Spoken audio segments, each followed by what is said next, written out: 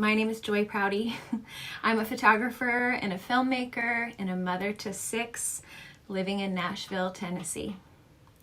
To put it simply, my career has been a string of experiences sitting beside people willing to revisit moments of grief. And together, through art, we find the hope that comes forward in that connection. I'm convinced that revisiting memories of pain in places of safe, compassionate community can help both artists and their subjects escape isolation and find otherworldly hope where they once thought only sadness could be found. My career with clients didn't start out this way. That wasn't ever my mission. But I think eventually all of us artists seek to be vessels with the aim of being receivers of something greater and more pure than ourselves. And we eventually burn out when we're just making work to please clients or please the masses. Parker Palmer, one of my favorite writers, wrote that the soul speaks its truth only under quiet, inviting, and trustworthy conditions. And this is why expression of emotion shared openly through art is so important. People purchase paintings and listen to music and read poetry in the quiet space of their own lives. And there, within the art, they find all of the emotions that they have not been able to articulate for themselves. Just viewing, listening to, or reading how an artist has bravely chosen the act of vulnerability and put that honest work out into the world can be healing, and it can help people feel understood and hopeful and less alone. Courage is contagiously transmitted through the work. I'm going to be sharing a short 3-minute film I created a few years ago. I set out to put my depression and my longing to be held into a form that I could see, hear, touch, and feel. Sorrow can steal our ability to see clearly, and I really needed proof that I was actually reaching for something and someone in that place that felt like nothing, like a pit of despair. I wrote the poem that you'll hear in the film, and then the film came second to accompany it. Here you go.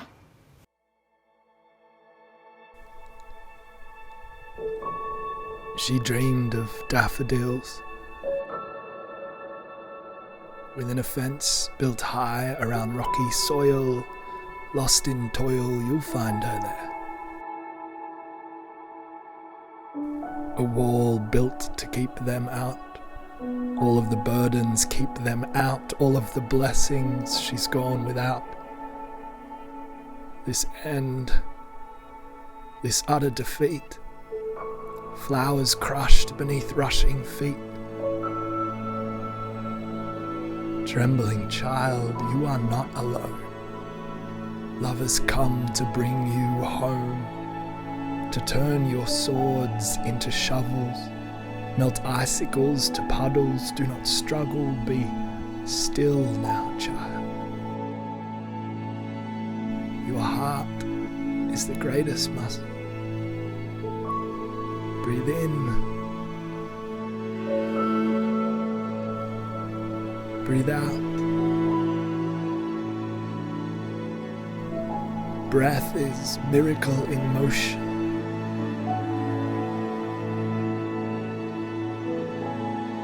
Pain and joy living together, all of the pieces falling together.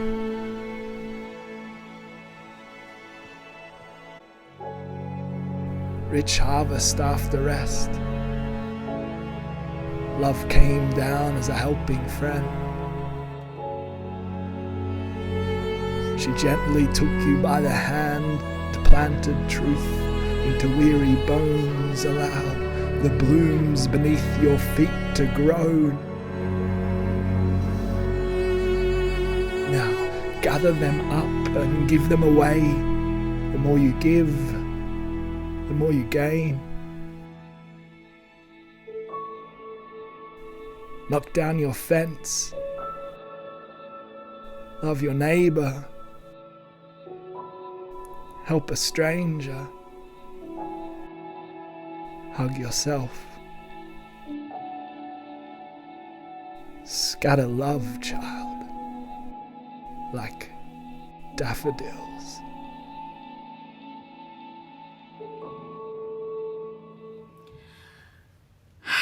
I know it's heavy. My daughter Clementine, that acts as Compassion in the film, she had recently lost her kitten, and so the tears that you saw in the film were real. We spent about an hour out in our garden that evening, and we both were able to process our feelings in this way that we really needed to. Really brought us together. And then when I was editing the process of the film, my first thought was to have my older daughter Gracie speaking the words of the poem. But I realized what I really needed was the film to not feel too soft. I needed the words to be spoken over me, to really believe them, for them to wash me. And so I asked my dear friend that I believe that you also know, a friend of the Breath and the Clay, Joel McCarrow, if he would lend me his voice, which truly transformed the film for me. It allowed me to be poured into. It broke through this barrier for me. And I began to see that these longings and these aches and this sorrow that I felt, it was trying to speak to me, that I needed to look at my pain instead of ignoring it if I wanted to grow. So when I released that personal film out into the world, which took a lot of courage, I was met with this shocking affirmation, a flood of messages from people saying that they felt truly seen, that they really resonated with my feelings. It meant so much to me. And from there, people started asking if they could hire me to make these films, to articulate their own vulnerable stories of sorrow. I saw that me going first created this way to put visual narrative to people's personal pain, not for the purpose of like putting it on display for attention, but to enter into a place where hope could be found for them that they couldn't necessarily find or make visible on their own. That through our relationship, through me looking deeply at that, this artistic experience could be healing. I know that this kind of work, like for clients, is not exceptionally common. And I think this is the case because most times grieving is done in isolation, in a dark, closed, private box. And I think it's often the case because as children, the majority of us are conditioned to think that sadness does not serve a productive purpose. And the emotions of happiness and positivity are the most acceptable. So our sadness gets stuffed deep down to function as adults, and there's no space made to process experiences of grief. Shame thrives in isolation and leads to eventual torment, but truth and remembrance of grief shared in the presence of compassionate community can lead to connection. And this place of true connection, I've seen it, can lead to the discovery of actual hope. Relationship between artist and subject makes revealing this previously hidden thing come out into the light. And once these things are lit up, we can look at them together. We can examine them without judging them. And then we lift them up, making space for a new kind of feeling, not one that makes us forget the old thing. The memory is still there, but it is no longer heavy. It takes this new form.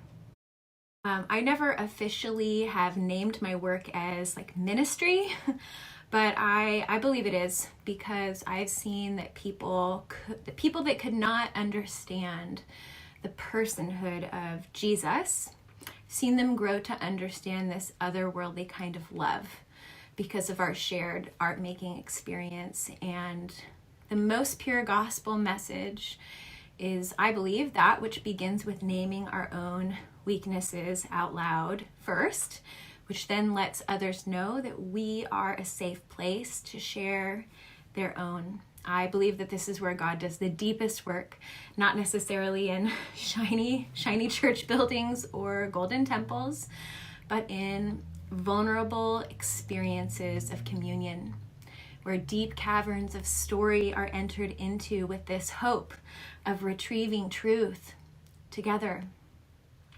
I saw this happen firsthand in an unbelievably powerful way with one of my clients who has now become like a sister to me. This is her.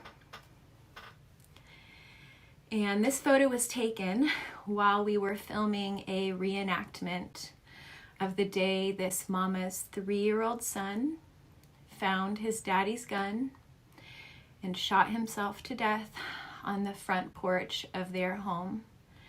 And at the time that she first contacted me about creating a film, it had been 5 years since the death of her son, Truman.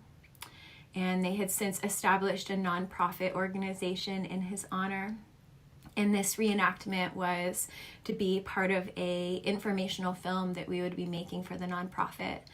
And so as we prepared for the filming, she talked to me through the events from that day. And she said that the only positive memory that she could remember of the day of his death prior to the gunshot was the two of them hanging wash on the line outside their farmhouse. It was one of the very few memories that she could vaguely recall, and all of the others were only traumatic.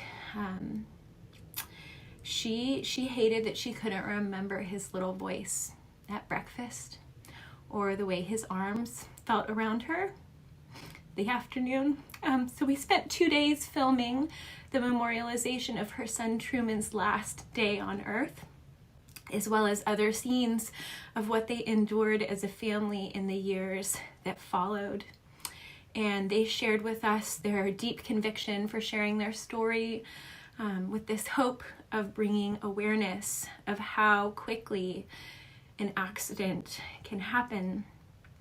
As filmmakers, we knew that the viewers would have to feel connected to Truman if they were to be inspired to take any kind of action in their own lives because of it. We filmed the clothesline scene and many, many others. The honor of being let inside someone's secret world of grieving, it's indescribable. They let us peer into the secrets, and they held our hands while they led us through this anguish in every corner of their lives. I can't explain how our family was changed by the experience of getting to know their family. I'm a whole different person because of what they let me into, and to say that they were courageous is a major understatement. Several weeks after we had wrapped filming, I came upon these photographs that I had taken of Tiffany, the mama, beside the clothesline, and I was so struck by the strength that I saw in her. And these pictures I had taken during a moment in between filming takes, when she had stopped to comfort her crying son. He was born a couple years after Truman, and I thought it was so beautiful that in the midst of reliving the most painful day of her life, that she allowed herself to be fully present with her living son. She made space for compassion in the middle of intense grief. And I could see it in her face in the pictures, just this complete and total presence. I sent her the photos that night, thinking that perhaps they might warm her heart to see them. And I want to read to you, with her permission, what she wrote to me after she saw the images. Dear Joy, my last memory with Truman was of him running through the sheets as I hung them on the clothesline, talking to me through his sweet giggles. That wasn't my last memory of that day, but it's the only one of him alive that I could remember. I knew there were more, But when trauma takes your mind captive, it has a way of robbing you of the good memories just as much as the bad. For the last 5 years, I have been so angry knowing there were more memories hidden that my mind just wouldn't let me remember. I'm not sure if you knew, but today is Truman's 6th birthday. And I woke up to the gift of these photographs from you. I sat staring, crying at my son when I heard God say, "Tiffany, this is the memory I want you to have and hold on to. The new memory is a gift. It is a pause in time and exactly how I want you to remember that day. Your last day with Him on earth." I feel so seen by God. I no longer feel the burden of needing to know the other missing moments. All these years, I felt like something had been taken from me. But now I know with absolute certainty that was not true. In all the places I had felt I had been robbed, instead, I see now that really God was giving. Love, Tiffany. When I received that message, I just wept and wept. She had entered into the most painful day of her life. And as she relived that moment with her son beside me, she entered into this holy experience that neither one of us saw coming. I can't really explain how unequipped and unworthy I felt to take on the weight of this filming experience at the beginning and even now. But I have just been left speechless at what God has given, the grace and the awareness that has been given all along the way.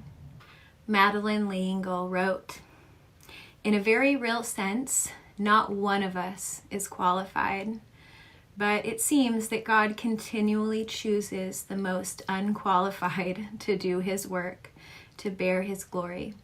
If we are qualified, we tend to think that we have done the job ourselves. If we are forced to accept our evident lack of qualification, then there's no danger that we will confuse God's work with our own, or God's glory with our own."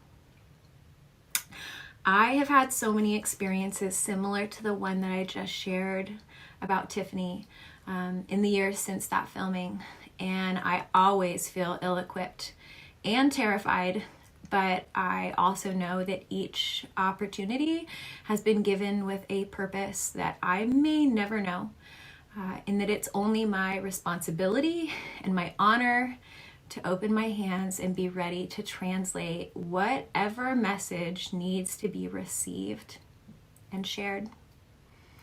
I believe that the artist that brings life-altering hope to people is only successful when she herself becomes love incarnate, a vessel of pure vulnerability, unafraid to sit beside grief, knowing it is the entryway to hope. She knows that she must go first if anyone else is to feel safe enough to share their own deeply guarded truths.